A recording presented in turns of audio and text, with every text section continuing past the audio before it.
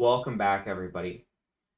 I've realized we haven't really covered the 2007 format very much, and it's really hard to cover the 2007 format without talking about one of the defining decks of that format, which is going to be Infernape.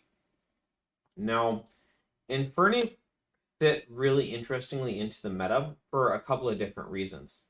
And the big one being that when a new block is released, it sometimes creates some, how do I want to say it? It creates some it, it's it makes some interesting things happen in metas, because essentially, and we've seen this over and over and over again, when they introduce a new block, there's usually a pretty large power creep that comes with it, either with the cards or in the gameplay.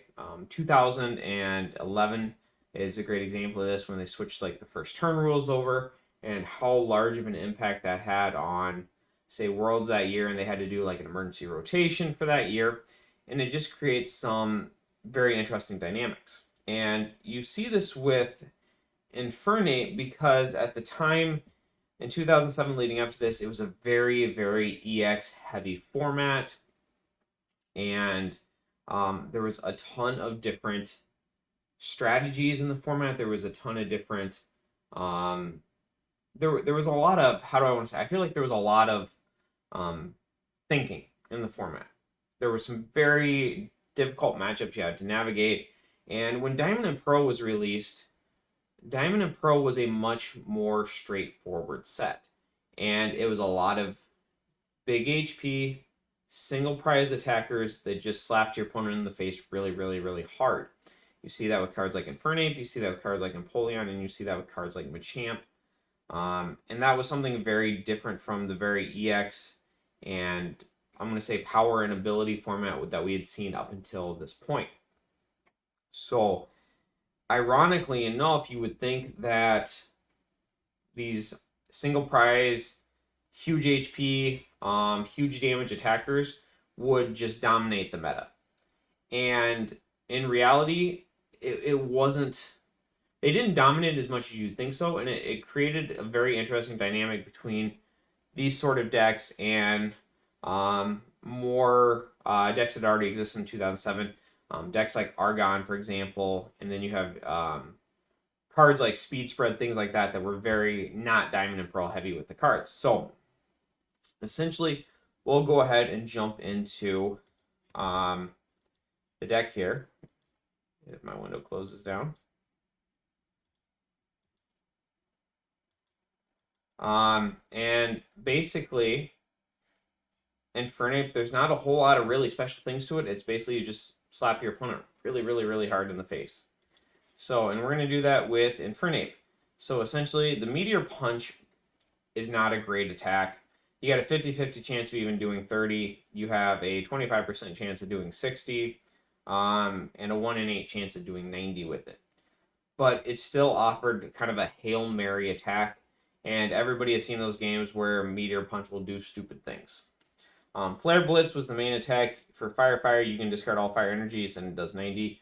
So for a double rainbow, it'll do 80. A lot of the EXs in this format only had like 100 HP, so you could pretty realistically either one-shot big EXs with cards like Plus Power or String Charm, or you two-shot larger EXs like Flygon EX. Now, going along with that, the deck had a lot of support. Infernape Level X was also really strong. Not only did you give you 20 additional HP, but you had that Burning Head to basically look at the top 3 cards, choose one, put it into your hand.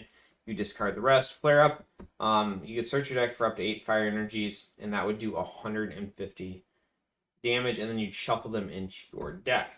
Now, in the later stages of the game, when you really run through your deck, through cards like Burn Up and Delcatty, Burning Head and Delcatty, you realistically could get maybe 1 or 2 flare-offs per game, which should usually equal anywhere from 2 to 3 prizes, kind of depending on how what your opponent did. But the scary thing about flare-up is it would always offer you that opportunity. Your opponent always had to worry about you doing that 150 damage. And as long as you had a couple of fire energies and the discard pile, is really easy to, you could pull it out of nowhere. Now, to kind of funnel this, we do play a Delcatty engine. Discard a card, draw 3 cards. Discard an energy card, draw 3 cards. And then we play a very high energy count of 15 in here. Ideally, you want to discard those fire energies with Delcatty, but in a pinch, you could discard a double rainbow energy as well. But essentially, the deck just put a lot of really, really quick pressure on the opponent and just never really let up. And this is a deck where if it can get up 3 or 4 prizes, it can usually find a way to steal 1 or 2 at the end and win the game. All right, so jumping into the cards here, we play a 4-2, 3-1 Infernape.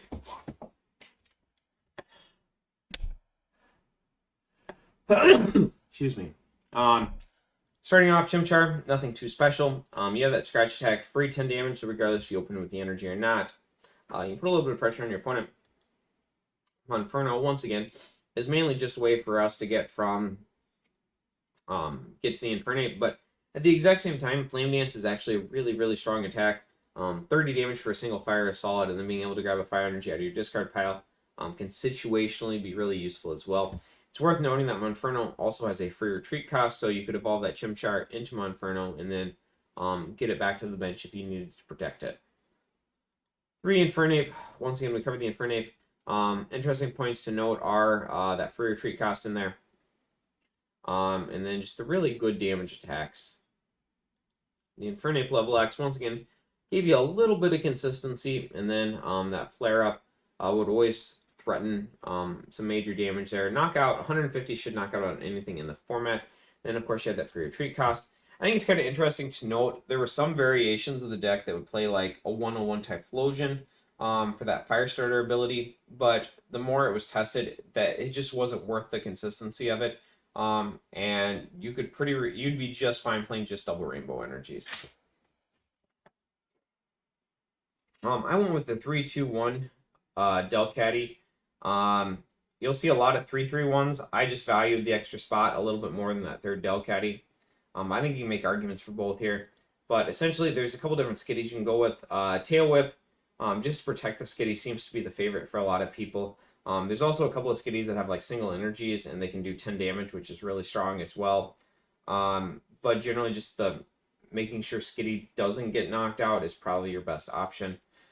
It's worth noting in this format too that there's a lot of Rylu. So it's very scary opening with that lone skitty because you got a 50-50 shot at just losing on the first turn of the game if they open Rylu energy. 2 Delcatty. Once again, mainly in there for the energy draw attack. On rare instances, you may want to do that max energy source for maybe 10 or 20 damage, get a little bit of poke damage in. And then the Delcatty EX was it's just one of those, it was never good enough to play on its own, but it fits really well into the deck for a couple of different reasons. One, there's really not a whole lot of, hand control options in 2007. There's no admin in this format. Vaporeon did see a little bit of play, but it wasn't a super strong option. So it's very common for players to have 10 or 11 cards in their hand. Now, Constrain lets you discard down, forces both players to discard down to 6. Now, that can be kind of annoying for the opponent. Typically, though, since they get to choose what they discard and it's not random, it's not like a detrimental thing to them. Sometimes you'll get them to discard a key card here or there, but usually it's more of just kind of an inconvenience versus a real pain. Now, the reason that we play this is because in the later stages of the game, you essentially burn through your deck very quickly using cards like Infernape level X, using cards like Delcatty, and when you get down to fewer and fewer cards in your deck, and you use that burn up attack, you're going to generally most of your deck is going to be energy. So like, let's say you get down maybe 5 or 10 cards in your deck, and then you're sending 8 fire energies back in, so you have 18 cards in your deck.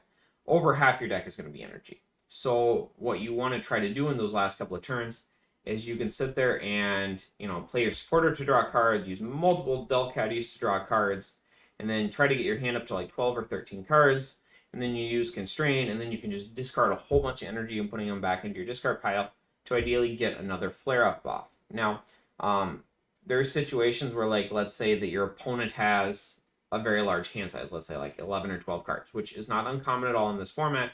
Maybe you can Scientist, draw a bunch of cards that way, you Delcatty a couple times, draw a bunch of cards that way. and then you can constrain. You can actually, it's not impossible to discard 8 fire energies in a single turn, and use Flare Up again for another 140, 150 damage, depending if you got a double rainbow on it.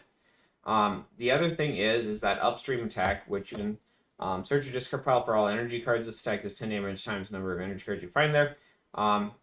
And you shuffle them into your deck. So once again, this is another option for a large damage attack later on in the game.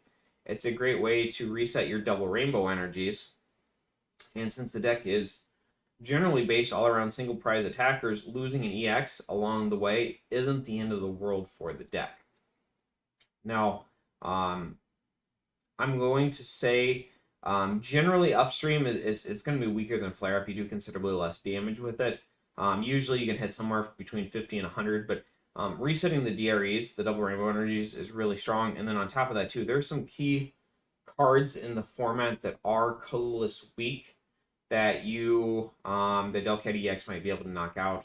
Cards like Flygon, Latio Star, Latias Star are all examples of this and can be good targets for that upstream attack. One Jirachi, you'll see anywhere from 1 to 2 in the deck. Essentially, it's just a consistency card. They can grab off Holon Mentor. I actually think Zeo was the one that started playing this later. This wasn't super common in 2007. You saw a lot of like Spendas in 2007. I think Jirachi is just a little bit stronger, but I'm pretty sure Zeo was the one who started playing it, so credit to him for that tech. But yeah, it's just a really easy card to grab off of a Holon Mentor or a Celio's network if you need some consistency options to help set up. Now, as far as we play a very thick Holon package here. We go 4 Transceiver, 3 Mentor, 1 Adventurer, 1 Farmer, 1 Last, 1 Scientist. So essentially, the Holon Transceiver, you can grab any Holon supporter from either your deck or your discard pile. Gives you a ton of versatility with it. Holon Mentor lets you set up. You'll see a lot of decks only play 2. I don't like that in this format. This is a very quick format. Setting up consistently is incredibly important. I really, really recommend playing 3 in a lot of different decks in this format. So we play 4 Transceiver, 3 Mentor, single copy of Adventure, just a discard a card, draw 3. Can be useful to put an energy card in the discard pile. Otherwise, it's just a straightforward draw 3 that you can get back with Transceiver if you need to. 1 Farmer. There's not a whole lot. This is the only Pokemon recovery in the format. It's a lot slower than other, recovery options, but it's really useful to make sure you can get that Infernape line back in. On top of that, too, in matchups like Rhyperior, for example, where you just need a little bit extra time, that Holon Farmer can be really strong in that matchup as well. Skipped one here. 1 Holon Last. Last just did not see a ton of play, but this is a deck where it works really, really, really well in, because you want to be able to get those energy cards into your hand and then either discard them, either to find cards like Double Rainbow Energies or just regular Fire Energies to power up your Infernapes, but it also gives you energy to discard with Delcatty. It puts energy into your hand that you can discard with Delcatty EX to constrain back down. It lets you, when your deck is very thin, even if you and your opponent have fewer prize cards left, Holon Last can net you a lot of energies along the way there as well. It's just such an incredibly strong card in this deck and definitely worth the spot. 1 Holon Scientist, once again, hand sizes get really big. If your opponent comes out way in front of you or gets way ahead, it's really easy to go ahead and Holon Scientist and draw a ton of cards, getting yourself back into the game. 4 Rare Candy. We need the 4 candy in here, just speed and consistency. There's nothing scarier than a turn 1 Infernape, and for whatever reason, Infernape players seem to hit turn 1 Infernape double rainbow energies far more often than random chance should allow them to, but it happens. Cessation Crystal is very common in this format. Crystal Beach is played in this format. That's why we do play the 3 copies of Windstorm. If you really have a good feel for the meta, and you really think you need it, you can play 4 copies of Windstorm. I think that can be very strong. You can also get by with maybe playing a Stadium in here. Something like Giant Stump, for example, can be strong in the right matchups. But it just gives you a lot of versatility in there. There's also going to be different decks, different tools we're going to want to remove. Some decks rely very heavily on like Buffer Piece as well. And Windstorm will help you push past Buffer Piece also. Now, a lot of the Infernape decks, I'm going to say run, you'll see like 2+ power or 3+ power, or 2+ power and a String Charm, 3+ power. So a couple different notes. I think the deck really, really, really needs that extra reach. I really do think 4+ cards or plus 10 damage cards are worth the spots. So I went with 3+ power, 1 strength charm. Generally speaking, there is nothing to disincentivize you from playing strength charm. In fact, strength charm has some very, very, very niche uses to it. For example, like you can, if you want to get a better hole in Scientist, you can attach a strength charm and then burn a windstorm to remove both cards. If you're not sure you're going to need to use strength charm this turn, but you want to get like a larger hole in Scientist, you can attach strength charm to like an Infernape. It's not going to get discarded at the end of the turn. There's literally no reason not to split this line here. And I see a lot of players just not do it. It's those, usually you're not going to get punished for it, but there is situations that come up where it is much better to split this line, and there's nothing to disincentivize you from doing it, so you should always be doing this. All right, 2 warp point. Once again, a couple of different uses. You can get a Jirachi out of the active spot if it's stuck there. You can get yourself, if your opponent has a cessation crystal and they're active, you can warp point out of it, get powers for a turn, or just try to take some cheap prizes off the bench. So a lot of different uses for it. 4 double rainbow energies combos incredibly well with that flare blitz, and then 11 fire energies. You just always want to make sure you're getting your normal attachment every turn, especially if you only get to use flare blitz every other turn if you don't have the double rainbow energies. Always make sure that you get that normal attachment in. Plus, it combos really well with Delcatty EX, and then of course that burning head and flare up. So, once again, the deck is very straightforward. There's nothing really top secret or really difficult to play about it. It's a great deck for anybody just getting into the 2007 format. But it's, just a really high HP Pokemon that hits your opponent really hard in the face. There's a couple of little combos to learn, especially in the later stages of the game, revolving around Infernape, Delcatty, and Delcatty EX. But once you have those combos down, the deck is incredibly straightforward and very easy to play. But it's also an absolute powerhouse in the 2007 format, and absolutely one of the best Tier 1 decks in the format as well. So I hope you enjoyed the video, and I hope to see you in the next one.